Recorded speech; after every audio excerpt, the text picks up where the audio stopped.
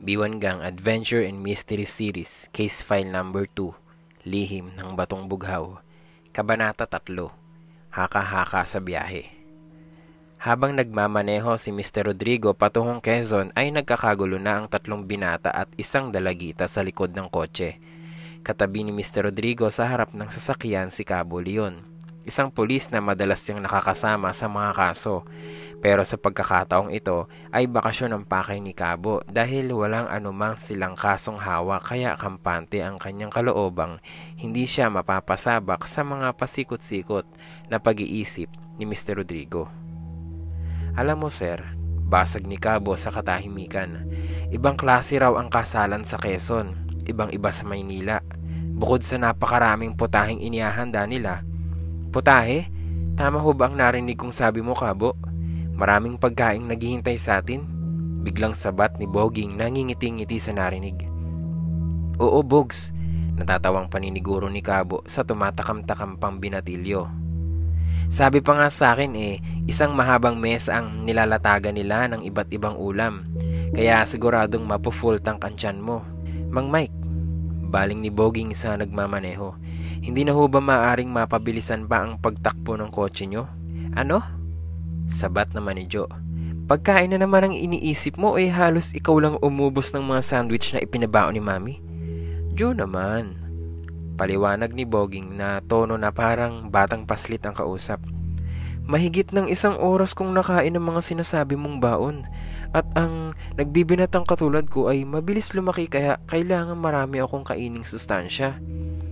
Nagbibinata raw, sasapakin kita dyan Ang sabihin mo, talagang matakaw ka, taba. O siya, Boging, singit ng ama ni Joe na tamang-tama namang may natanaw na nagtitinda ng espasol. Stop over muna tayo dito at baka himatahin ka pa dahil sa kagutuman. Yes sir, thank you sir. Nakangisi at nakasaludo pang sagot ni Boging kay Mr. Rodrigo. Pero sa totoo lang, malayo pa ang biyahe nila at naririndi na talaga si Mr. Rodrigo sa mga kabataan. Kaya naisipan niyang tumigil muna.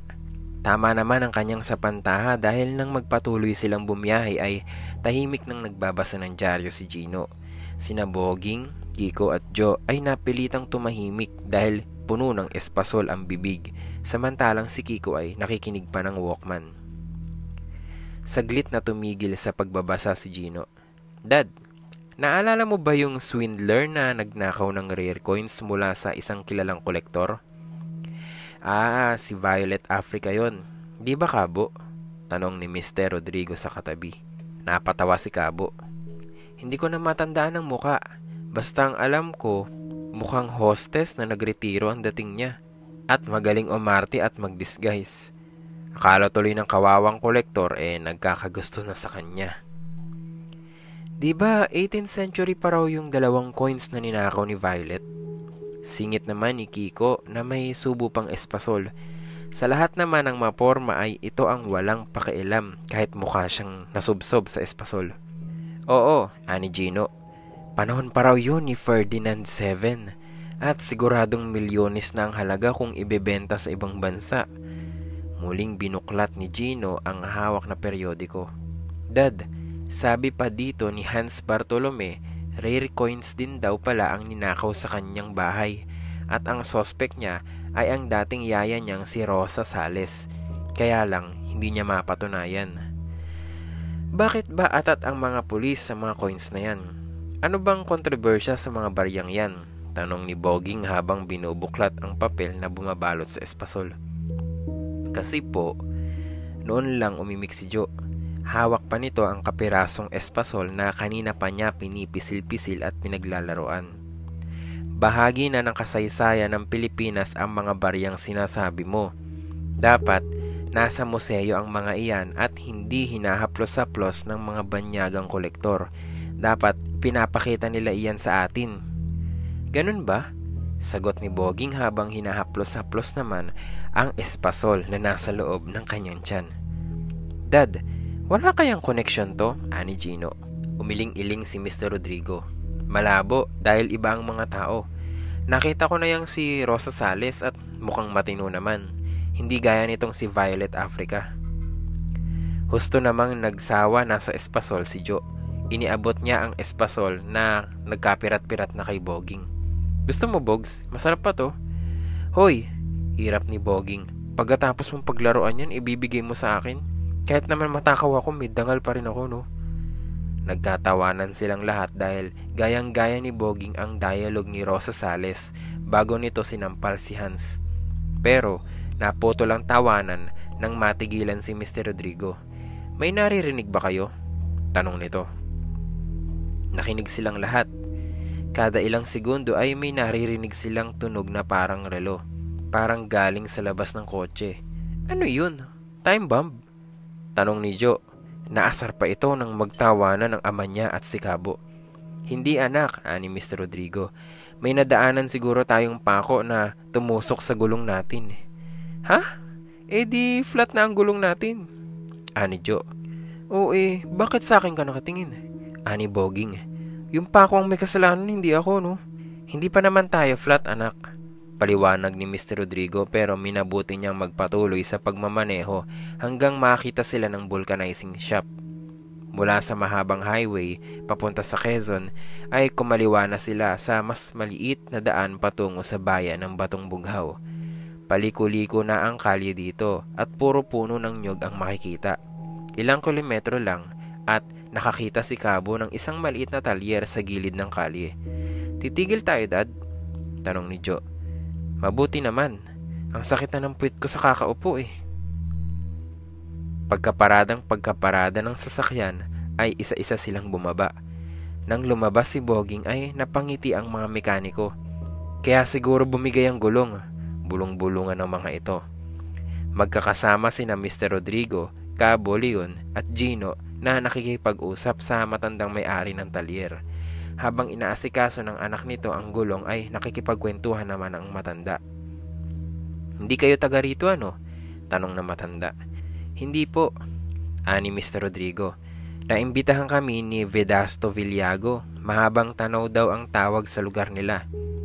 Napatawa pa ang matanda. Si Daste pala ang nag-imbita sa inyo. Dadalo rin ba kayo sa kasal ng anak niyang si Lilian? Kaya lang ay Lili na ito kung tawagin. Tingnan mo nga naman ang kapalaran. Napailing pa ang matanda at nagpunas muli ng luha. Intrigang-intrigang tatlo at pigil hiningang hinihintay nila ang pagpapatuloy ng kwento.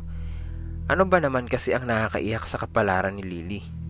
Napangiti ang matanda. Medyo napahiya sa drama niya. Muli itong nagpunas ng luha at suminghot pa ng kaunti. Pasensya na kayo, anito. Pero kasama ako ni Nadaste nung maghanap kami sa batang yan. Maghanap? Bakit ho? Nawala ho ba si Lili? Hindi na nakapigil si Gino. Inip na siya sa kwento ng matanda. Aba oo, anang matanda. Hindi ba naikwento sa inyo ni Daste? Matagal na nawala si Lili. Siguro'y 12 o 13 anyos pa lang siya nun. Lumalangoy sila nitong si Monalet. Sino po si Monalet? Di ulit nakapagpigil si Gino. Siniko ito ng ama. Tumingin naman ng masama ang matanda. Para bang sinasabing, jasking batang ito, sabat ng sabat. Si Monalet ay anak ng katiwala ni Daste sa lupa. At ang pamilya nito ay katiwala pa ng mga ninuno ni Daste. Nasaan na nga ba ako? Tanong ng matanda. Naglalangoy po sina Lili at Monalet, ani Gino. Tumango ang matanda. Tama, anito. Naglalangoy ang dalawa. May ilog sa likod ng bahay ni Daste na tumutuloy sa dagat. Dumating na lang si Monalet na nag-iisa. Paggabi na nun, hindi pa raw lumilitaw si Lili. Kanina pa raw siya sumisid sa ilog. Ilang dosenang lalaki kami. Sinuyod namin ang kahabaan ng ilog. Madaling araw na kami umuwi, pero hindi namin nakita si Lili. Ano raw po nangyari? Ani Mr. Rodrigo. Naano daw sa dagat at nasagip ng mga mangingisda. Pero nagkasakit ito, nagka-amnesia, nakalimot. Nagkataon naman na ang mag-asawang nag-alaga kay Lili ay nagtungo sa Amerika at doon na lumaki ang bata at doon na rin bumalik ang alaala. Ngayon lang to umuwi ng Pilipinas at nakakatuwang gusto pa nito sa Batong Bughaw ikasal. Bale, gaano katagal po bago bumalik si Lili dito? Tanong ni Mr. Rodrigo. Saglit na nagkamot ng ulo ang matanda. Abay, matagal na. 12 o 13 pa lang siya nang mawala. 15 anyos na ang nakakalipas. 30 na rin yan eh. Mabuti po't nakilala pa siya ni Mang Daste. Masama na naman ang tingin ng matanda. Maari ba namang hindi makilala yun ni anak niya? Tingnan mo nga yan si Lily. Lagpas 30 na. Huli na sa biyahe, sumabit pa. Dagdag nito na may kahalong pagtawa. Marami pa sanang itatanong si Gino, pero ayos na ang gulong ng kanilang sasakyan. Naikabit na ang reserbang gulong at ang bagong gawa naman ay naisakay na sa likod ng kotse. Malayo pa po ba ang bahay ni Amang Daste? Tanong ni Mr. Rodrigo. Iyon na ang itinawag niya sa hindi pa kilalang matanda dahil alam niyang ganun ang tawagan sa parting iyon ng Katagalugan.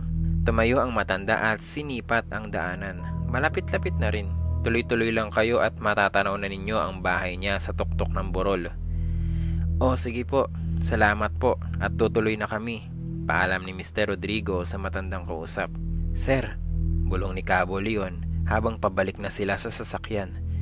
Medyo kinakabahan yata ako ah. Akala ko ba'y bakasyon lang tayo dito? Bakit parang may tinutumbok na naman ang mga tanong niyong mag-ama? Ikaw naman, Cabo, ganting bulong ni Mr. Rodrigo. Masyado kang nerbyoso. At saka tumawa pa ito na para bang tinutokso ang kaibigan. Naku sir, nasambit na lang ni Cabo Leon. Kilala ko ang tawa niyong yan. Sabi na nga ba't basta sumama ang 4 na bata tsak na may misteryo tayong sasagupain.